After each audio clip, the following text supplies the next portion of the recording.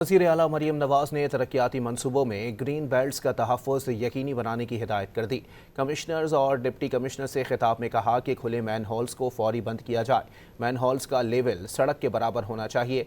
मरीम नवाज ने बिल्डिंग्स में fire safety system की मुकम्मल जाँच पड़ताल कराने का भी ऐलान किया। तमाम कमिश्नर्स, तमाम डीसीज, प्लीज एंश्योर आपका कोई मैन होल, कोई ट्रेंच, कोई जहां पर काम हो रहा है, खुदाई हो रही है, वहां पर अगर आप नहीं रख सकते इस वक्त, रात को किसी चीज से कवर कर दें और उसके इर्द गिर्द बार्ब वायर लगा दें ताकि बच्चे उसमें सुबह उठते साथ ही जो है वो कोई नाश्ता लेने जा रहा है, कुछ वो गिरे और वो खुदा न खास्ता नुकसान हो जाए। जो आपके शहरों के एग्जिट्स हैं, जो आपके शहरों के एंट्री पॉइंट्स हैं, वो लोगों के डेन्स बने हुए हैं, गंद के ढेर लगे हुए हैं, वहां पर नशई सोए होते हैं।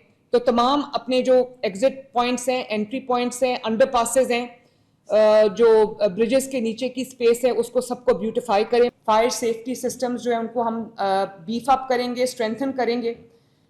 जहां जहां शॉर्ट सर्किटिंग का डर है, एक हमारा चेक जो है वो पूरा होना चाहिए।